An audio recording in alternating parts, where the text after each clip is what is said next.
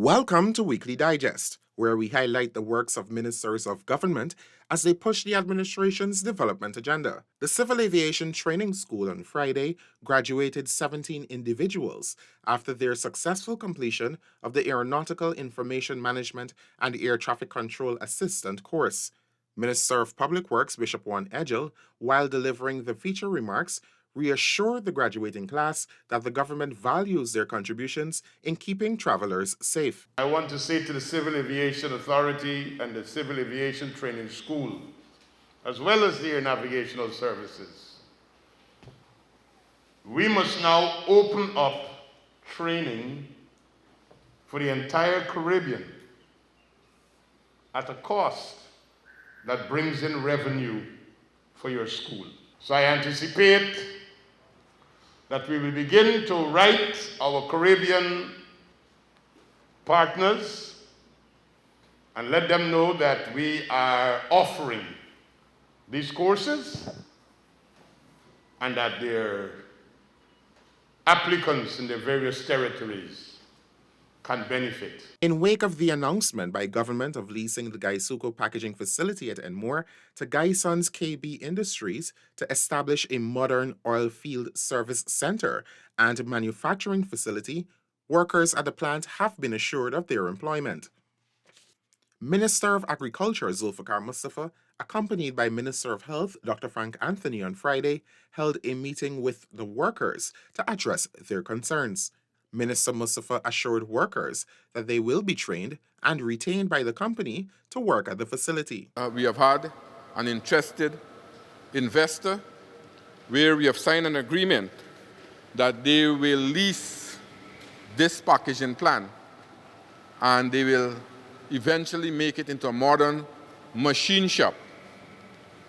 But I want to make it clear here that the workers who are employed will be absorbed by the new company. So your job will be secure. He also disclosed that as part of the transition, workers will be paid a 2-month bonus while the company works to transform the facility. The new oil field service center is expected to employ up to 500 persons in the coming years. And we recognize that we have a lot of people here with productive capacity that is looking for jobs. We recognize that there's a lot of unemployment in many of these areas on the East Coast. And we want to make sure that people can get jobs. So that's the whole thrust of this. Some 55 residents of Plantation Hope Estate, East Coast Demerara, will soon be receiving their titles or transport documents for lands they have been occupying for decades. Last Saturday, Minister of Housing and Water Colin Crowell led an outreach at the Hope Estate compound to commence the verification process of the lands. He told the residents that the PPPC government is committed to addressing the long-standing issue by ensuring that the occupants of those lands are given their legal documents. The minister said the land titling process will commence within the new week with no challenges or disputes. Immediately, once we can verify all information provided in terms of the persons who are occupying, and once there's non-contention of the house with which you're living, we will process your certificate of title. As I said, we have about 55 houses for which no title have been processed for the land. The minister has also committed to process titles for residents who have received their house lot allocations from the Central Housing and Planning Authority. His Excellency Adel bin Ahmed Al Jubeir, Minister of State for Foreign Affairs and member of the Council of the Ministers of the Kingdom of Saudi Arabia, on Saturday arrived in Guyana for a visit with President Dr. Mohammed Irfan Ali.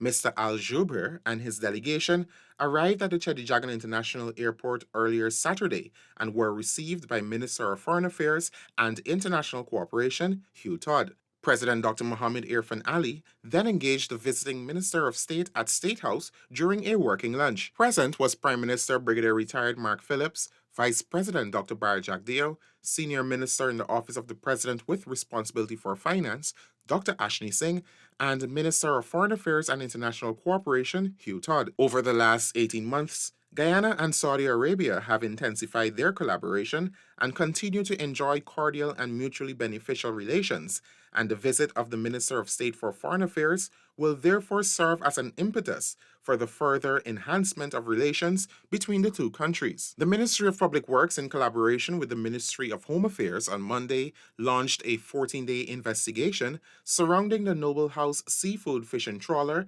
that sank in coastal waters. The incident, which took place 26 miles off the Mahaika River, saw 3 men allegedly missing while 1 survived. Apart from the investigation, the Home Affairs Ministry is also facilitating search and rescue exercises to find the missing fishermen. On the eve of Guyana's 52nd anniversary as a republic, President Dr. Mohamed Irfan Ali, in his address to the nation, reminded Guyanese that they are the country's greatest asset.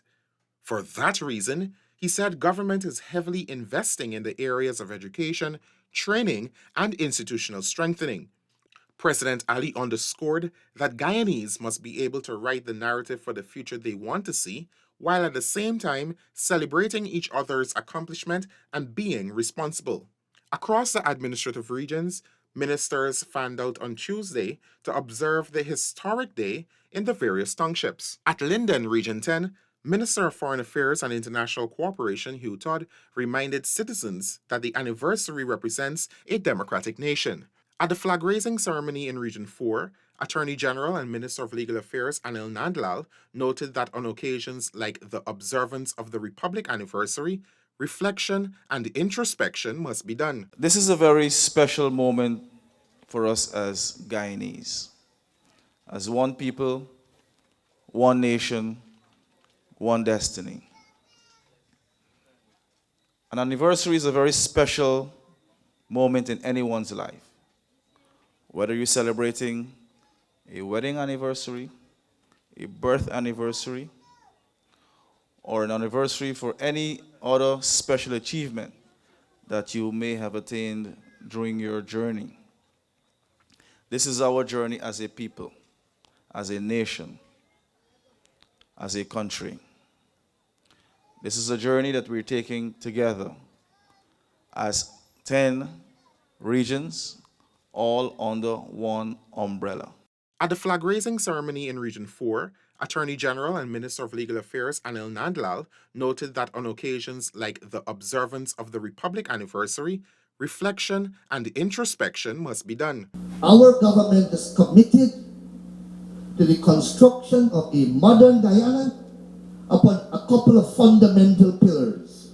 1, national unity. 2, respect for the rule of law. 3,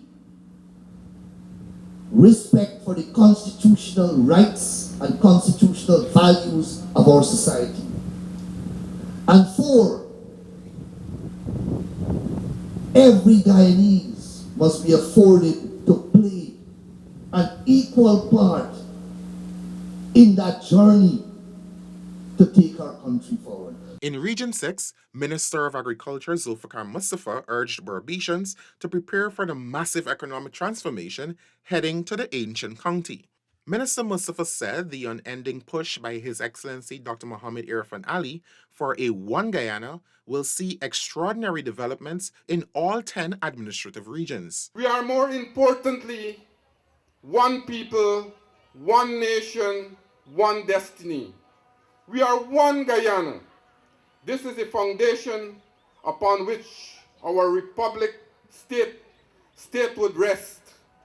The elements of our national motto commit us to the pursuit of unity, affirm our sovereignty, and shape our ambitions. In Region 3, at the Regional Democratic Council office, Minister within the Ministry of Public Works, Deodat Indar, says government is working towards building one Guyana and everyone must play a part in the process. That one Guyana requires every single citizen, man, woman, and child, to do their part. If you're a child, your duty is to get an education, is to go to school, is to respect your mother and father. If you're a man and a woman, an adult, you are supposed to be a productive member of society. You're supposed to contribute to society. And that is a big circle that every single citizen of Guyana must play a part in the development of Guyana. Minister of Parliamentary Affairs and Governance and Acting Prime Minister Gail Teixeira, in her remarks at Bartica Region 7, called on Guyanese all across the country to refrain from becoming distracted by division, noting that Guyanese must unite to create the president's vision of One Guyana, in which there are equal opportunities and equitable access to resources for all. Republic Day 2022 was celebrated under the theme, Let's Cooperate as we celebrate One Guyana. In other news this week, youths of Victory Valley Linden can now access a state-of-the-art basketball court, which was commissioned by Minister of Foreign Affairs and International Cooperation, Hugh Todd, accompanied by CEO of Go Invest, Dr. Peter Ramsarup, on Tuesday. The court comes as a fulfillment of a promise made to residents during a community engagement back in August 2021. So this is for you. It's about you. It's your project. You will benefit from it. You will have to care it. And you will have to ensure that you protect it. Because it's not just for you guys who are going to play now, but for my little friend here. What's your name? Shaquan will also be able to benefit from this facility. The $2.5 million state-of-the-art basketball court was brought into fruition with the collaborative efforts of Aramco Services to harness and amplify the skills of young aspiring players. With the Ministry of Education's direct attempt to get children back in school, pupils who have been continuously absent and those who missed the recently held National Grade 6 Assessment mock examination, the ministry on Friday morning continued its recovery program in the 11 education districts. Minister of Education Dr. Priya Manichand, spearheading the exercise in Essequibo Islands, West Demerara, Region 3, stated that such measures were taken to avoid Guyana becoming a learning loss and dropout statistic, one of the effects of the COVID-19 pandemic. We are certain of two things. The world's studies have said to us very clearly that the long school closure will crash education systems around the world to the point where we'll see large numbers of dropouts and large gaps and learning loss in academic work.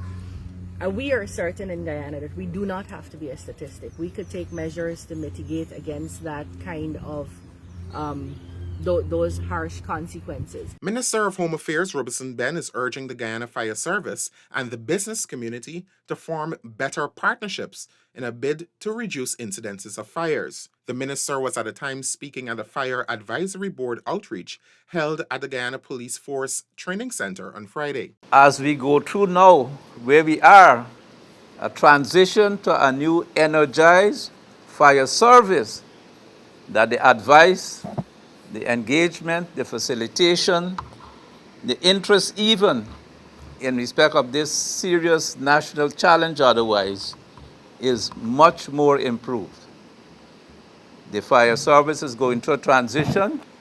We say this for many of our disciplined services, the police, the prisons, and certainly to the fire. And the services are going through reforms. New awareness being sought, new postures being developed, and modern postures. Minister Ben also spoke about the need to train firefighters to respond to oil and gas emergency situations. The oil and gas development that is upon us, and the fact that for that development offshore, we have to have highly skilled professional fire service persons present not only in the vessels offshore, but also in relation to the developments onshore. For 2021, the ministry reported a significant reduction in fire accidents, a feat which Minister Ben is proud of, but believes more can be done to create a better and safer environment. That's it for this edition of Weekly Digest. For these and other government-related information, do log on to our website at dpi.gov.gy and our social media platforms as well. Goodbye.